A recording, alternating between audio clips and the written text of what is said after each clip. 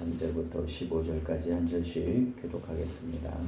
나를 비판하는 자들에게 변명할 것이 이것이니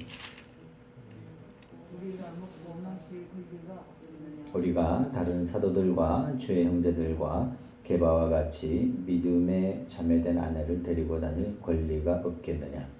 어찌 나와 바나바만 일하지 아니할 권리가 없겠느냐? 누가 자기 비용으로 군복무를 하겠느냐? 누가 포도를 심고 그 열매를 먹지 않겠느냐? 누가 양떼를 기르고 그 양떼의 젖을 먹지 않겠느냐?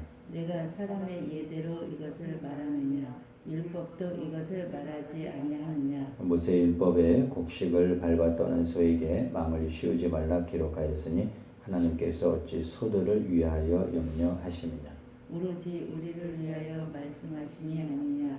과연 우리를 위하여 기록된 것이니 밭가는 자는 소망을 가지고 갈며 곡식 떠는 자는 함께 얻을 소망을 가지고 떠는 것이라. 우리가 너희에게 신령한 것을 뿌렸은즉 너희의 육신의 것을 거두기로 과하다 하겠느냐? 다른 이들도 너희에게 이런 권리를 가졌거든 하물며 우리 일까 보냐? 그러나 우리가 이 권리를 쓰지 아니하고 범사에 참는 것은 그리스도의 복음에 아무 장애가 없게 하려 함이로다. 성전에 일을 하는 이들은 성전에서 나는 것을 먹으며 제단에서 섬기는 이들은 제단과 함께 나누는 것을 너희가 알지 못하느냐?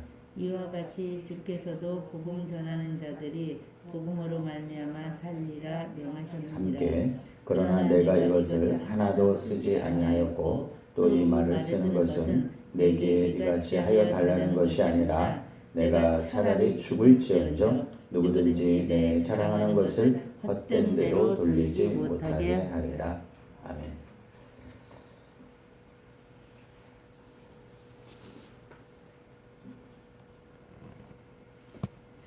새해가 시작되면서 생각을 해봤습니다. 우리를 안전하게 지켜주는 것이 무엇일까? 1년에 자동차 사고로 약 40만 명 정도가 생명을 잃기도 하고 다치기도 합니다.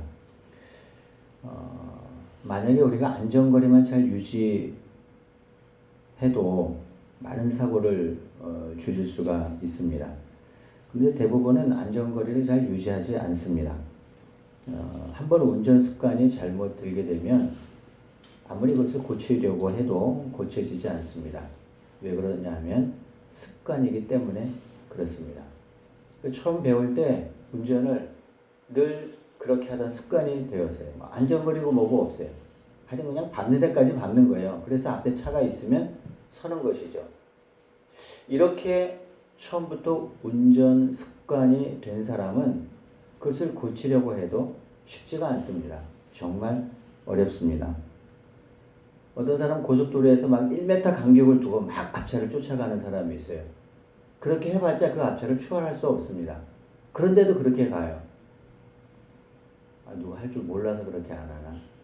저도 하려면은요, 막 50cm로 달려갈 수 있어요.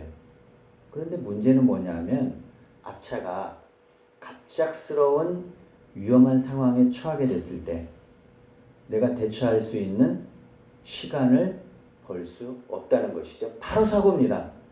앞차를 그렇게 바짝 쫓아가면 앞차에 무슨 일이 생겼을 때 내가 피할 수 있는 시간을 벌지 못한다는 것이죠. 특별히 고속도로에서는 안전거리를 잘 유지해야 됩니다. 제가 지금 27, 28살 때부터 제가 운전을 했으니까 거의 30년은 안 돼도 30년 가까이 운전을 하게 돼요. 정말 별일이 다 있었지만 지나고 나서 보면 웬만한 경우는 제가 안전거리를 유지합니다. 안전거리를 유지 않았으면 내가 어떻게 됐을까? 정말 많이 사고가 났을 거예요. 그런데 운전을 하다가 내가 최소한의 안전거리, 그 안전거리는 아시죠? 내가 100km로 주행하고 있으면은 100m를 뛰어야 되고 70km로 주행하고 있으면 70m를 뛰어야 돼요. 내가 안전거리를 유지하지 않았다면은 정말 많은 사고가 일어났을 것입니다. 그런데 그나마 안전거리를 유지했기에 지금 이렇게 멀쩡하게 살아 있는 것이죠. 우리 신앙생활에 있어서 나를 지켜주는 것이 무엇일까? 내 영혼을 지켜주는 것이 무엇일까? 운전을 할 때 내 몸을 지켜주는 것이 안전거리 유지라면 내가 믿음 생활하면서 나를 안전하게 지켜주는 것이 무엇일까? 이 새해 첫날, 새해 첫 주일 우리를 안전하게 지켜주는 것. 21년도에 한 해 동안 우리를 안전하게 지켜줄 수 있는 것. 그것이 하나님의 말씀인 성경인 줄로 믿습니다. 내가 하나님 말씀 읽고 또 묵상하고 또 말씀 가까이 하면 그 말씀이 나를 2021년도에 가장 안전하게 지켜주는 것입니다. 이 하나님 말씀 중에 성경 모두 66권으로 되어 있습니다. 그리고 신약 성경은 27권으로 구성이 되어 있죠.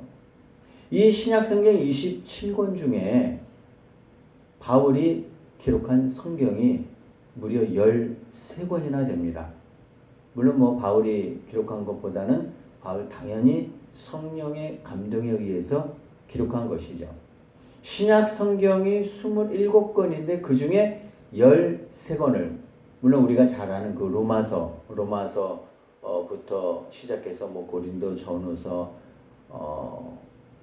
그 뒤에 갈라디아서, 에베소, 빌립보, 골로새서, 빌레몬서, 디모데 전후서 정말 많은 이 성경에 있어서 거의 13권을 바울이 기록했습니다. 우리 성경이 베스트셀러인 것을 우리가 알고 있죠.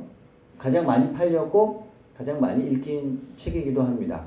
그런데 그 성경 중에 13권을 27권 중에 13권을 기록한 사람이 바울이에요. 이거 한 가지만 봐도 바울이 얼마나 대단한 인물인가 하는 것을 우리가 잘 알 수가 있습니다. 이렇게 많은 성경을 쓰고 또 하나님 나라 확장을 위해서 정말 바울처럼 수고한 사람이 없었음에도 불구하고 바울은 교만하지 않고 겸손했습니다. 도대체 바울이 얼마나 겸손했을까? 물론 우리 바울 서신을 보면 잘 알 수가 있습니다. 특별히 다른 사람이 바울을 평가한 것보다는 바울 스스로가 자기 자신에 대해서 그렇게 생각했다고 하는 것입니다. 어떻게 했냐면 디모데 전서에 보면 이런 말씀이 있습니다. 죄인 중에 내가 괴순이라. 그냥 죄인이 아니라 죄인 중에서도 자기가 가장 큰 죄인이다. 이렇게 고백을 하고 있고요. 고린도전서 15장에 보니까 맨 나중에 만삭되지 못하여 난 자라. 기호수도 다 채우지 못하고 태어났다고 하는 거죠. 부족하다고 하는 거죠. 완전하지 않다고 하는 거죠. 바울은 바울 스스로를 다른 사람이 바울을 어떻게 생각하는지는 중요하지 않아요. 바울 스스로가 자신은 하나님 앞에 하여튼 겸손했고 그렇게 낮은 자, 정말 부족한 자라고 생각을 했다고 하는 거죠. 고린도전서 15장 또 9절에 보면 나는 사도 중에 가장 작은 자다. 이것이 바울의 고백입니다.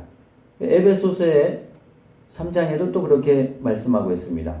모든 성도 중에 지극히 작은 자보다 더 작은 나에게 라고 기록을 합니다. 우리는 이 몇 가지 살펴본 구절에서 알 수가 있습니다. 바울이 바울 스스로를 하나님 앞에서 얼마나 겸손한 자로 그리고 낮은 자로 그렇게 생각하고 있었는지를 우리가 잘 알 수 있습니다. 그럼에도 불구하고 바울이 하나님을 향해서 헌신했던 것은 정말 놀라울 정도입니다. 빌립보서 3장에 보면 표대를 향하여 그리스도 예수 안에서 하나님이 부르신 부름의 상을 위하여 달려가노라. 다른 거 모르지만 복음을 위해서 하여튼 바울처럼 헌신한 사람이 없을 정도로 그렇게 헌신했다고 하는 것입니다. 그런데 참 이상한 일이 있습니다. 이토록 겸손했고 이토록 헌신을 했는데 그래도 바울을 비판하는 사람이 있었어요. 참 이상한 일이죠. 오늘 3절 말씀인데 한번 읽겠습니다. 본문 3절 시작.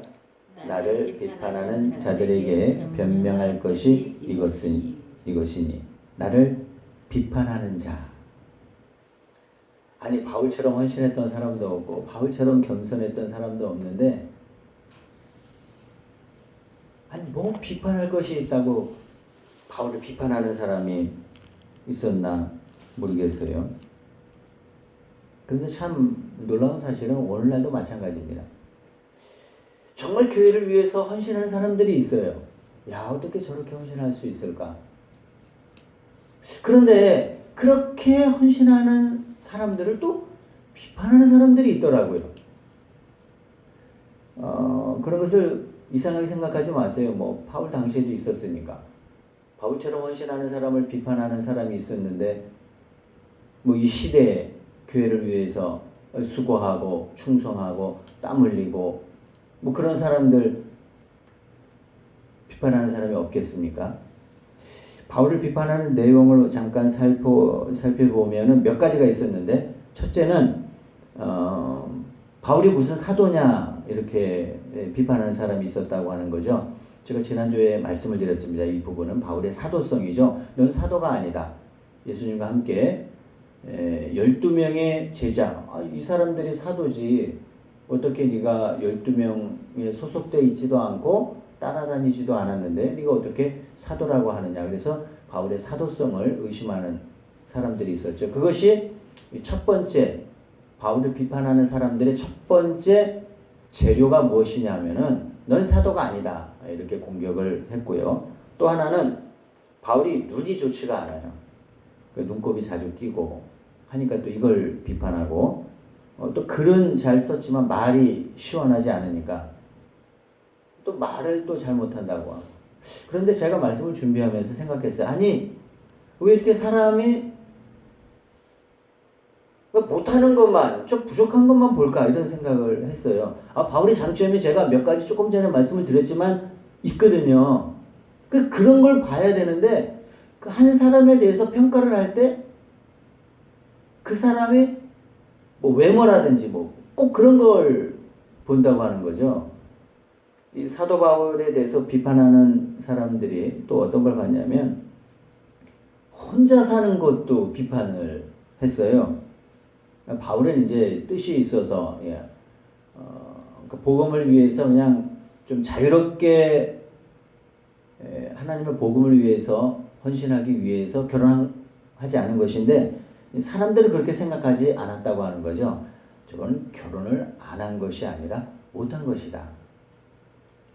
아니 그 주제에 어떻게 결혼을 하겠냐. 키도 작고 매부리 코인 그에게 누가 시집을 가겠어 라고 바울은 어떤 의도를 가지고 결혼하지 않은 것을 좀 결혼을 하지 못했다. 이렇게 공격을 했다고 하는 것입니다. 여기서 매우 한 가지 중요한 사실 한 가지를 우리가 알 수 있는데 이 바울을 무너뜨리려고 하는 이런 것들이 단순히 바울 하나에 그치는 것이 아니라 그들의 목적이 뭐냐 하면 하나님 나라 건설을 방해하는 데 있었다고 하는 것입니다. 중요한 것은 뭐냐 하면 바울을 공격해서 하나님의 나라가 확장되지 못하도록 다시 말해서 이렇게 바울을 공격하는 사람들 뒤에는 악한 영이 있었다고 하는 거죠. 많은 사람들이 이 사단이 그 뒤에서 조장해서 사람들을 갖다가 이용하고 있다고 하는 것을 잘 모른다고 하는 거예요. 그냥 단순히 바울을 비방하는 것이 아니라 바울을 비방해서 이 하나님의 나라가 확장되지 못하도록 만드는 사탄의 계략이 있는데 그것을 간파하지 못한다고 하는 것이. 단순하게 생각해요. 저 사람들은 바울을 공격하는 것이라 생각하는데 그렇지 않습니다. 하나님 나라가 확장되지 못하도록 악한 영이 그 뒤에 그것을 조장하고 있다고 하는 것이죠. 이런 면에서 교회의 리더십이라고 하는 것은 매우 중요한 역할을 한다고 하는 것입니다. 여러분은 믿음의 사람들을 세워 나갔으면 좋겠어요. 교회를 세우는 사람이 되고 사람을 세우는 사람이 되고 격려하는 사람이 되고 위로하는 사람이 되고 이끄는 사람이 되었으면 좋겠습니다. 한 수도원에서 있었던 일입니다. 한 수도원에서 징계위원회가 구성이 됐습니다. 이유는 죄를 지은 한 수도사를 징계하기 위해서였습니다. 그런데 그 수도원에서 가장 경건하고 가장 믿음이 좋은 모세 수도사라고 하는 분이 있었는데 그분은 이 징계위원임에도 불구하고 징계위원회에 참석하지 않는 것이에요. 그래서 원장이 사람을 보내서 그를 오도록 요청을 했습니다. 그런데 오지 않아요. 또 사람을 보내서 이야기합니다. 당신이 오지 않으면 당신 징계위원인데 당신이 오지 않으면 이 징계위원회를 열 수가 없다고. 그러면서 이제 다시 오도록 요청을 했습니다. 마지못해서 이 모세 수도사가 징계위원회에 참석을 하는데 이상한 행동을 하는 것이었습니다. 뭘 하냐면은 머리에 이 금이간 항아리에 물을 담아서 오는 것이었어요. 당연히 물이 그 금이간 항아리를 뚫고 하나씩 이렇게 계속 방울방울 떨어지겠죠. 사람들이 물었습니다. 아니 왜 금이간 항아리에 물을 담아서 오냐고. 그때 모세 수도사가 이야기를 합니다. 이것이 내 모습이라고. 내 걸음 발자취마다 허물투성인데 내가 이런 사람인데 어떻게 내가 다른 사람을 징계하고 처벌하고 하는 그런 징계위원회에 내가 참여할 수 있겠냐고 이야기를 했습니다. 그때 사람들은 징계위원회에 참석하는 것에 초점을 두지 않고 사람을 징계하는 것에 초점을 두지 않고 자신을 돌아보기 시작했습니다. 아, 그렇구나. 나의 모습이 이렇구나. 내 과거의 모습이 이렇구나. 하나님이 보시기에 정말 허물투성이 그런 사람이구나. 그리고 자신을 돌아보기 시작했습니다. 급기야는 원장님까지도 수도원 원장님까지도 자신을 돌아보기 시작하고 마침내 우리 징계위원회를 해산한다라고 하는 조치를 취했습니다. 자신의 모습을 돌아보니 다른 사람을 정죄할 수 없게 되었다고 하는 것입니다. 정말 자신이 어떠한 사람인지를 알면 다른 사람을 함부로 비판하거나 판단할 수 없습니다. 내가 누구이기에, 내가 무엇이기에, 내가 어떤 사람인데 내가 누구를 판단하고 누구를 비판하겠습니까? 남을 판단하기에 앞서서 자신의 모습을 발견해야 합니다. 바울 주위에는 한 가지 특징이 비판하는 사람도 많이 있었지만 도와주는 사람도 많이 있었습니다. 사실 바울을 돕는다는 것이기보다는 바울이 하나님의 나라를 위해서 헌신하기에 결국 하나님의 나라를 세우기 위해서 도왔고 특별히 교회를 세우기 위해서 바울을 도왔던 것입니다. 교회를 세워갈 때 한 가지 기억할 사실이 있습니다. 먼저 한 가지는 교회의 직분은 영광스러운 직분이다. 여러분 사모했으면 좋겠습니다. 교회의 직분은 아주 영광스러운 것이에요. 제가 왜 그런지를 설명을 하겠습니다. 제가 27살에 제가 첫 사역을 시작했습니다. 신학을 하고 부푼 꿈을 안고 중고등부를 맡아서 섬기기 시작했어요. 난생 처음 학생들이 저한테 전도사님 이렇게 부르더라고요. 불과 한 주 전까지만 해도 교회 청년부에서 청년 사역을 하고 임원도 하고 회장도 하고 형제죠. 안용준 형제죠. 그런데 한 주 만에 그게 몇 년도인가요? 90년도 초에 91년도 1월에 강서구 공항동에 있는 교회 부임을 해갔는데 교육전도사로 이제 섬기게 되는데 전도사라고 부르는 거예요. 전도사님이라고 부르는 거예요. 제가 그걸 듣는데 너무 어색했어요. 누군가가 여러분을 향해서 지금 이 직분에서 여러분을 향해서 전도사님이라고 부르면 이상하지 않겠어요? 너무 이상했어요.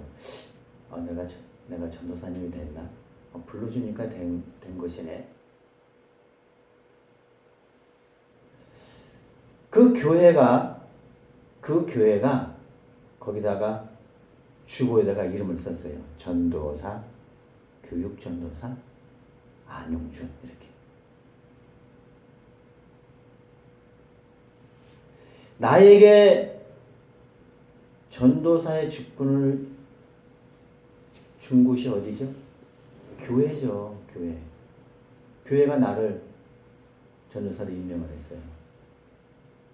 그런데 제가 그 첫 사역지에서 사람들이 나를 전도사라고 불러주고 교회가 나를 전도사로 임명을 해서 세웠을 때 사실은 제가 전도사 자격이 있는 것은 아니었거든요. 왜냐하면 진짜 전도사는 노회에서 전도사 시험을 보고 거기에 합격을 해서 노회로부터 인정을 받아야 전도사가 되는 거예요. 그런데 놀랍게도 전도사 시험도 보지 않고 신학을 하다가 때가 돼서 나갔는데 사람들이 나를 전도사라고 하는 거예요. 특별히 교회가 나를 그렇게 불러줬어요. 그런데 저는 교회가 나를 전도사로 세웠다 그렇게 생각하지 않았어요. 어떻게 생각했는지 아세요? 하나님께서 나를 전도사로 세워주셨다. 물론 교회가 나를 임명을 했어요. 그런데 저는 한 번도 교회가 나를 임명했다고 생각하지 않고 하나님이 나를 전도사로 세워주셨다 라는 믿음으로 사역을 했어요. 물론 표면적으로는 교회가 세워졌죠. 그런데 그것이 아니에요. 누가 세웠어요? 하나님이 세우신 거예요. 하나님이 임명하신 거예요. 제가 이 말씀을 왜 드리냐면은 교회의 직분이 왜 영광스러운 것이냐면은 교회에서 집사도 임명을 하고 권사도 세우고 장로도 세워요. 그런데 사람들이 착각해요. 그냥 교회가 세웠구나. 그런 것이 아니라 누가 세웠다고요? 하나님이 세우신 거예요. 이걸 잘 모르면은 내가 이 가장 중요한 원리를 모르면은 그러면 교회의 직분을 갖다가 별 대수롭게 생각하지 않아요. 그냥 어느 교회 갔더니 나를 집사로 세워주고 권사가 되게 하고 머리 세워줬다. 그렇지 않습니다. 모든 직분은 누가 세운 것이에요? 하나님이 세우신 거예요. 제가 여기 섰습니까? 제가 하고 싶어서 했습니까? 그것이 아니라 뭐죠? 하나님이 나를 목사로 세우신 거예요. 노예가 세우죠. 당연히 목사는 노예 관리니까 노예가 세운 것이죠. 그건 표면적인 이유지. 더 중요한 것은 뭐죠? 하나님이 세우신 것이에요. 그러기에 영광스러운 것이에요. 요 한 가지 사실을 먼저 여러분이 기억을 해야 합니다. 교회가 무엇일까? 제가 여러 번 말씀드렸습니다. 교회는 그리스도의 몸이다. 당연히 유기체죠. 그래서 존중해야 됩니다. 그러니까 교회에 대한 정의가 교회 사역을 하는 데 있어서 매우 중요하고 또 한 가지는 교회는요. 여러분 한 가지 더 기억을 했으면 좋겠습니다. 하나님의 나라를 이 땅에 옮겨놓은 곳이 교회예요. 사람들이 이거 잘 몰라요. 그냥 교회는 건물이거니 그냥 하나의 어떤 모임이거니 하나의 단체가 아니에요. 잘 몰라요 이것이. 영광스러운 그 하나님의 나라를 이 땅에 심어놓은 것이 뭐죠? 교회예요. 다시 말해서 이 땅에 예수님이 하나님의 나라 건설을 위해서 오셨는데 그 하나님의 나라 건설을 위해서 하나님이 이 땅에 만세 전부터 감추어 준 것인데 그것이 교회라고요. 다시 말해서 교회를 통해서 하나님의 나라를 확장해 가기를 하나님이 결정하셨다고 하는 거죠. 이것이 비밀이에요. 이것이 에베소서에 나옵니다. 이것이 만세전에 감추었던 비밀인데 그것이 이제는 나타났어요. 그것이 뭐죠? 교회인데 그 교회를 통해서 하나님의 나라를 확장해 나가는 것입니다. 이가 과거에 살았던 수많은 선지자들이 알기를 원했지만 알지 못했던 것이 딱 하나 있어요. 그것이 뭐예요? 교회예요. 수많은 선지자가 있었지만 그 선지자들도 알지 못했던 것이 만세전에 감춰졌던 것인데 그것이 하나님의 나라가 교회를 통해서 확장되어진다고 하는 사실입니다. 거의 이제 마지막에 도달을 했는데 바울을 도와주었던 사람들 왜 도와줬을까? 이것입니다. 하나님의 나라 확장을 위해서 교회를 세우기 위해서 바울을 도운 것이에요. 바울 한 사람을 돕는 것이 목적이 아니라 바울을 통해서 하나님의 나라가 확장되기 때문에 하나님의 나라 확장을 위해서 다시 말해서 교회를 세우기 위해서 그렇게 했다고 하는 것입니다. 바울이 교회를 세우기 위한 한 가지 가장 큰 삶의 특징이 있습니다. 이것은 현대인들이 흉내내기 어려운 것입니다. 그것이 12절입니다. 12절 말씀을 한번 읽도록 하겠습니다. 같이 읽습니다. 시작. 다른 이들도 너희에게 이런 권리를 가졌거든 하물며 우리 일가보냐. 그러나 우리가 이 권리를 쓰지 아니하고 범사에 참는 것은 그리스도의 복음에 아무 장애가 없게 하려 함이로다. 자신의 권리를 다 쓰지 않는 것. 제가 한번 말씀을 드렸죠. 바울 사역에 있어서 가장 큰 장점이 이것입니다. 이거는 사람들이 흉내내기 어려워요. 왜냐하면은 사람들에게 권리가 주어지면 그 권리를 다 쓰기를 원해요. 왜? 좋거든요. 마음대로 할 수 있거든요. 사람들이 그 권리를 통해서 나를 우러러보고 존경하거든요. 그렇기 때문에 내가 내 안위와 편의를 위해서 다 권리를 써요.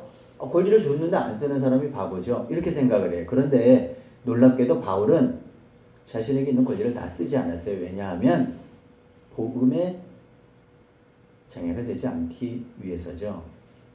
제가 한번 말씀을 드렸죠, 여러분. 어떻게 우리가 하늘나라에 가서 상급을 받을 수 있을까? 이 땅 위에서 내가 쓰지 않은 권리가 남아있다면 그것이 천국에서 상급이에요.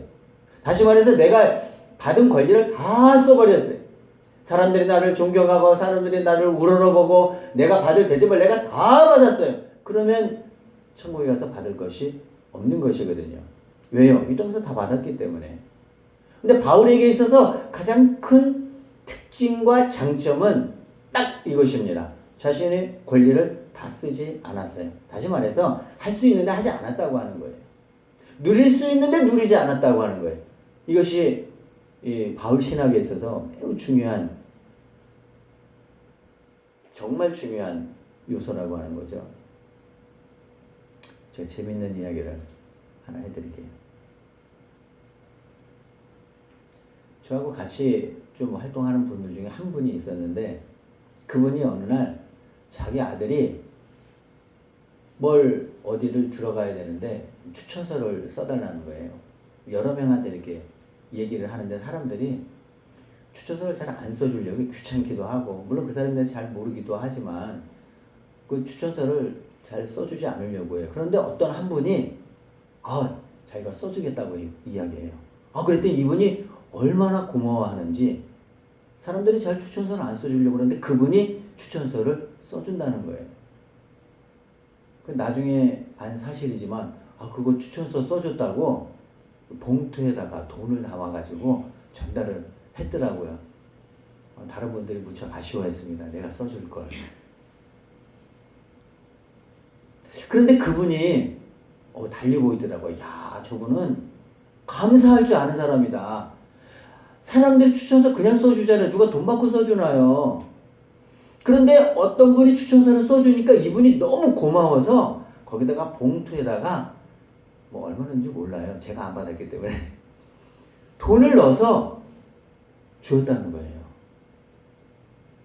그러니까 제가 그분을 달리 보게 되고, 이분은 예의가 있는 분이고 정말 감사할 줄 아는 사람이고 참 좋은 분이다. 그렇게 생각하고 있었는데 얼마 있다가 소식을 듣게 됐어요.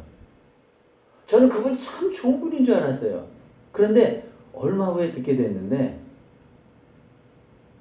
어떤 분이 그분을 참 안 좋게 이야기를 하더라고요. 그래서 아니 저렇게 훌륭하고 좋은 분을 왜 안 좋게 이야기할까? 그래서 그렇게 말하는 사람을 제가 이상하게 생각을 했어요. 그런데 그분이 뭐라 그러냐면은 옛날에 옛날에 이분이 제가 그렇게 좋게 생각하는 그 사람에게 이분이 추천서를 써달라고 했대요. 어떤 분이. 그런데 그분이 돈을 요구하더래요. 제가 그분에 대해서 그렇게 좋게 생각하고 이분은 훌륭한 분이라고 생각했는데 누군가가 그 사람에게 옛날에 추천서를 써달라고 했더니 돈을 요구하더래요. 그래서 제가 깨더라고요. 아, 이게 뭐지?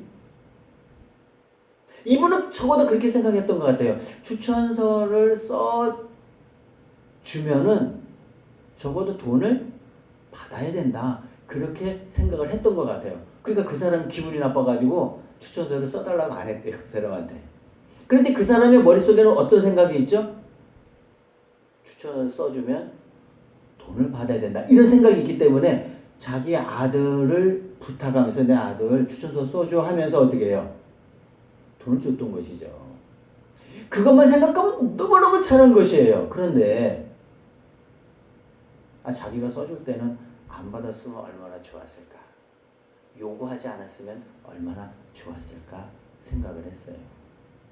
그분은 그렇게 생각했던 것 같아요. 추천서를 써주면 그래도 좀 사례를 해야 되지 않겠나? 물론 그렇게 생각할 수 있습니다. 그런데 자신이 써줄 때는 그렇게 생각하지 않았으면 더 좋지 않았을까 생각을 했어요. 우리가 이 땅에서 내가 하는 것들이 좋고 정당하고 잘한 것일 수 있어요. 그런데 그것을 다른 사람들에게 요구해서는 안 되는 것이에요. 그러면 존경받지 못합니다. 그냥 나만 하면 돼요. 내가 할 도리를 하고 기쁨으로 하고 감사하면서 하면 되는 거예요. 바울은요, 얼마든지 요구할 수 있고 요청할 수 있고 했는데 그렇게 하지 않았어요. 왜 그렇죠? 자신 있는 권리를 다 쓰지 않았어요. 요구하고 요청하고 해달라고 할 수 있었지만 하지 않았어요. 이것이 바울에게 있어서 하나님이 가장 크게 칭찬하실 거예요. 왜? 권리를 다 쓰지 않았기에. 복음을 위해서 참는 거예요. 그리스도의 복음에 장애가 되지 않기 위해서 내가 양보하는 거예요. 그리스도의 복음에 무엇인가 어려움에 처하지 않도록 하기 위해서 복음 확장을 위해서 내가 참고 인내하고 안 쓰는 거예요. 그것이 우리의 삶에 큰 복이